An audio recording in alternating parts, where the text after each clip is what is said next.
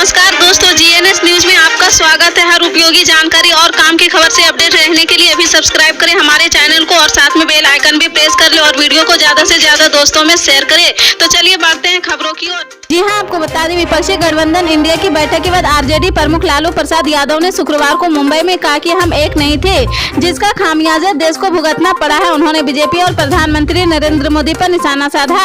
प्रधानमंत्री को घेरते हुए लालू यादव ने यहां तक कहा कि इसरो के वैज्ञानिकों से अपील है कि मोदी जी को सूर्य लोक पहुंचा दो।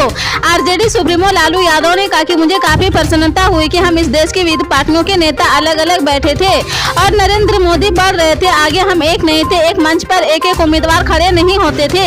इसका खामियाजा देश को भुगतना पड़ा है और मोदी ने इसका लाभ उठाया है। मुंबई में इंडिया गठबंधन की दूसरे दिन भी बैठक हुई है। इस बैठक में विपक्षी दलों ने अगले साल होने वाले लोकसभा चुनाव की रणनीति से लेकर कई अहम मुद्दों पर चर्चा की है। खासतौर पर लोकसभा चुनाव को लेकर किस राज्य में किस पार्टी को कितनी सीटें पर अपने उम्मीदवार उतारने हैं, इसे लेकर भी इस बैठक में चर्चा हुई है। मुंबई के इस बैठक में इस गठबंधन के संयोजक के नाम को लेकर भी चर्चा की बात कही जा रही। इस दौरान एक सामान्य समिति का भी गठन किया गया है। इस समिति में संजय राउत, तेजस्वी यादव, अभिषेक बनर्जी जैसे कई नेता शामिल किए गए हैं। सुप्रीम कोर्ट ने शुक्रवार 1 सितंबर को कहा कि किसी भी अवैध शादी से जन्मी संतान का उनके माता पिता की अर्जित और पैतृक प्रॉपर्टी में अधिकार होगा। ऐसे मामलों में बेटियां भी प्रॉपर्टी पर बराबर की हकदार होगी। चीफ जस्टिस DY चंद्रचूड़ की अध्यक्षता वाली बेंच ने कहा कि अवैध शादी से जन्मे बच्चे वैध होते हैं। माता पिता की संपत्ति पर उनका उतना ही अधिकार है जितना कि वैध शादी में दंपति के बच्चे का होता है। राष्ट्रीय जांच एजेंसी को गुरुवार को बड़ी सफलता हाथ लगी है। देश में आतंक फैलाने की मंशा से युवाओं को गुमराह कर आतंकी समूह में भर्तियां करने वाले अलग कायदा इंडिया फैब्रिकेटेड और तालिबान का भांडा फोड़ दिया है। ANI ने देश के 4 राज्यों महाराष्ट्र, गुजरात, कर्नाटक और तमिलनाडु में छापेमारी की है। छापेमारी में कई आपत्तिजनक एवं भड़काऊ सामग्री बरामद की गई है। महाराष्ट्र में 3 स्थानों और अन्य राज्यों में एक स्थानों पर छापेमारी के दौरान कई भड़काऊ डिजिटल डिवाइस बरामद की गई है। ANI साजिश में शामिल लोगों का पता लगाने और आतंकी संगठनों की कट्टरपंथी योजनाओं का भंडाफोड़ करने के लिए जांच कर रही है। बिहार में मुजफ्फरपुर में पुलिस और मद्य निषेध विभाग ने बड़ी कार्रवाई की है। स्नैक्स और सरसों तेल के गोदाम में छापेमारी का 612 कार्टन विदेशी शराब जब्त की गई है। इसकी बाजार में कीमत करीब 1 करोड़ रुपए है। इसके साथ ही ट्रक ड्राइवर को गिरफ्तार किया गया है। उसके निशानदेही पर पूर्वी चंपारण के कचरिया में छापेमारी कर एक और युवक को गिरफ्तार किया गया है। दोनों से पूछताछ की जा रही। मामला सदर थाना क्षेत्र के दिघरा स्थित वेयर हाउस का है। यहाँ पहले नमकीन और सरसों तेल लैंडिंग का अनलोडिंग का कप होता था, मगर शराब माफिया यहाँ शराब कारोबार कर रहे थे। इसकी सूचना नगर SP अवधेश दीक्षित को मिली है। उन्होंने पुलिस को कार्रवाई का निर्देश दिया है। इसके बाद मौके से शराब के करीब 612 कार्टन बरामद हुए हैं।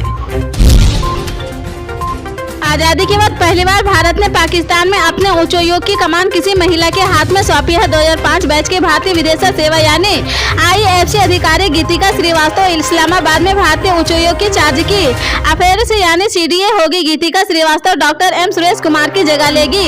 सुरेश कुमार वापस दिल्ली आ सकते हैं। हालांकि वर्तमान में दोनों देशों के बीच समित राजनीतिक संबंध में दोनों देशों के उच्चायोग में कोई उच्चायुक्त नहीं है। उच्चायोग की जिम्मेदारी CDA की दी गई है, जो संयुक्त सचिव रैंक का अधिकारी होता है। 2024 लोकसभा चुनाव में एनडीए का मुकाबला करने की रणनीति पर चर्चा के लिए मुंबई में 2 दिन से इंडिया गठबंधन की बैठक हुई है। मुंबई के ग्रैंड हयात होटल में इंडिया गठबंधन के 28 विपक्षी दलों के नेता एक साथ आए हैं। इस दौरान मीटिंग को संबोधित करते हुए कांग्रेसी नेता राहुल गांधी ने PM नरेंद्र मोदी पर जमकर निशाना साधा है। राहुल गांधी ने कहा कि इंटरनेशनल फाइनेंशियल न्यूज़पेपर में आया कि $1 बिलियन पैसा हिंदुस्तान से बाहर गया है और भारत में आया है। नरेंद्र मोदी जी G20 करा रहे हैं और हिंदुस्तान की इज्जत का मामला है। नरेंद्र मोदी जी को कह देना चाहिए कि वह इंक्वायरी कराएंगे। अगर वो इंक्वायरी नहीं कराएंगे तो पूरे देश को पता लग जाएगा कि क्यों इंक्वायरी नहीं कराई जा रही है। मुंबई में इंडिया गठबंधन के 28 विपक्षी दलों के नेताओं का 2 दिन के लिए जामवाड़ा लगा है। मुंबई के ग्रैंड हयात होटल में मीटिंग को संबोधित करते हुए आरजेडी सुप्रीमो लालू यादव ने बीजेपी पर जमकर निशाना साधा। लालू यादव ने कहा कि हमें खुशी है कि सभी दल एक साथ आ रहे हैं। हम शुरू से यह लड़ाई लड़ रहे थे कि भाजपा हटाओ, देश बचाओ। लालू यादव ने कहा कि इस देश में अल्पसंख्यक सुरक्षित नहीं है। देश में गरीबी, महंगाई बढ़ रही। लगातार लड़ाई लड़ते लड़ते हम लोग आज इस मुकाम तक पहुंचे हैं। तंज कसते हुए आरजेडी सुप्रीमो ने कहा कि बीजेपी को छोड़कर सभी दल एकजुट हुए हैं। सभी को याद होगा कि कितना झूठ बोलकर बीजेपी सत्ता में आई थी। युवजन श्रामिका राउत तेलंगाना के अध्यक्ष YS शर्मिला ने गुरुवार को कांग्रेस की पूर्व अध्यक्ष सोनिया गांधी और सांसद राहुल गांधी से मुलाकात की। इस दौरान उन्होंने तेलंगाना की समस्याओं को लेकर चर्चा की है। YSRTP ने अपने सोशल मीडिया अकाउंट X से मुलाकात की यह तस्वीर शेयर की है। पार्टी ने अपनी पोस्ट में लिखा है कि कल YSRTP प्रमुख YS शर्मिला ने सोनिया गांधी और राहुल गांधी से मुलाकात की है। उन्होंने तेलंगाना राज्य और यहाँ के लोगों की समस्याओं के बारे में बात की। उन्होंने सकारात्मक बदलाव लाने की आवश्यकता पर चर्चा की है। दिल्ली नगर निगम के प्राइमरी स्कूल में पढ़ने वाले बच्चों में स्पोर्ट्स से टैलेंट को निखारने और भविष्य के प्रतिभावान फुटबॉल खिलाड़ी की तलाश के लिए एक और पायलट प्रोजेक्ट की शुरुआत की थी। इसके लिए साल 2021 में तत्कालीन दक्षिणी नगर निगम से नजफगढ़ में पायलट प्रोजेक्ट के तहत फुटबॉल ट्रेनिंग सेंटर की शुरुआत की थी। इस दौरान पिछले 2 सालों में कई अच्छे फुटबॉल खिलाड़ी उभर कर सामने आए हैं। साथ ही नजफगढ़ सेंटर के लड़के और लड़कियों की team zonal football tournament champion बनी है। सफलता से उत्साहित दिल्ली नगर निगम से प्रोजेक्ट को विस्तार देने का निर्णय लिया है। मध्य प्रदेश में बीजेपी की तरफ कांग्रेस भी जल्द ही अपने प्रत्याशियों की घोषणा करने जा रही, चूंकि विधानसभा चुनाव की तारीख भी नजदीक आ रही। बताया जा रहा है कि इस पखवाड़े कांग्रेस 100 से अधिक सीटों पर अपने प्रत्याशियों की घोषणा कर देगी।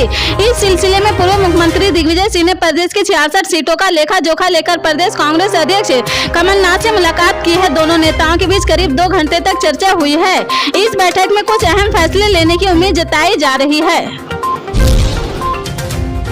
कोरोना काल में अपनी जान दांव पर लगाकर सेवा देने वाले कोविड कर्मचारियों की नौकरी पर खतरा मंडरा रहा। शुक्रवार को राज्य सचिवालय के बाहर स्वास्थ्य विभाग में तैनात आउटसोर्सिंग कर्मचारी ने प्रदर्शन किया है। यह कर्मचारी मुख्यमंत्री सुखविंदर सिंह सुक्खू से मुलाकात करने के लिए पहुंचे थे। कर्मचारियों ने कहा कि सरकार ने आउटसोर्सिंग कर्मचारी का एक्सटेंशन 30 सितंबर तक बढ़ाया है, लेकिन इसके बाद इनकी नौकरी जाने का खतरा है।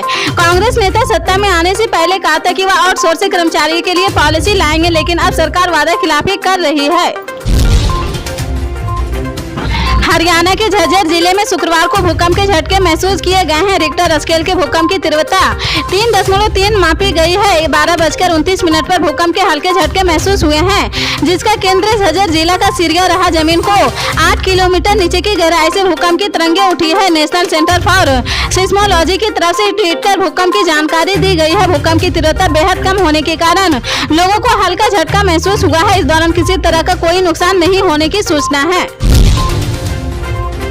उत्तर प्रदेश की घोसी विधानसभा सीट पर 5 सितंबर को वोटिंग होने हैं। वोटिंग से पहले सपा नेता शिवपाल यादव ने योगी सरकार और उत्तर प्रदेश पुलिस पर गंभीर आरोप लगाए हैं। मऊ पहुंचे शिवपाल यादव ने कहा कि योगी सरकार और यूपी पुलिस मुस्लिम समुदाय के लोगों के बीच दहशत फैला रही है। उन्होंने आरोप लगाया कि मुस्लिम लोगों पर बीजेपी को वोट देने का दबाव बनाया जा रहा, मुस्लिम समुदाय के लोगों को धमकाया जा रहा और उनके घरों की बिजली और पानी काटे जा रहे हैं।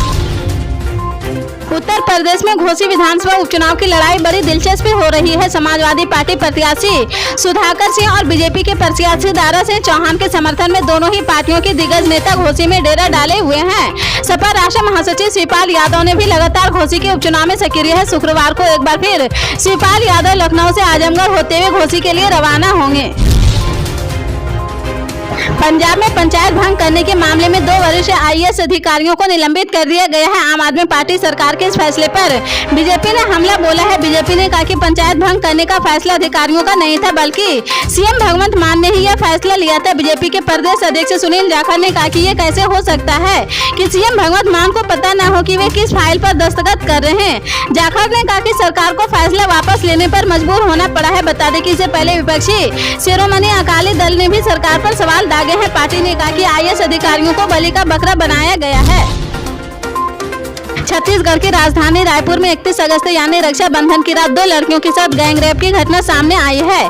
जब राखी त्योहार मनाकर एक लड़का अपनी छोटी बहन और मंगेतर के साथ घर लौट रहा था, तब भान सोच के पास कुछ लड़के दोनों लड़कियों को उठाकर अपने साथ ले गए हैं और बारी बारी से उनका रेप किया है। इस दौरान आरोपियों ने लड़के के गले पर चाकू रखकर जमकर मारपीट भी की है। इस मामले में रात को ही रायपुर पुलिस की टीम ने 10 आरोपियों को गिरफ्तार किया है। यह मंदिर हसौद थाना क्षेत्र का मामला है। पल पल के अपडेट जानने के लिए जुड़े रहें आप अपने GNS न्यूज चैनल से। मिलते हैं अगली बड़ी खबर के साथ, तब तक के लिए जय हिंद।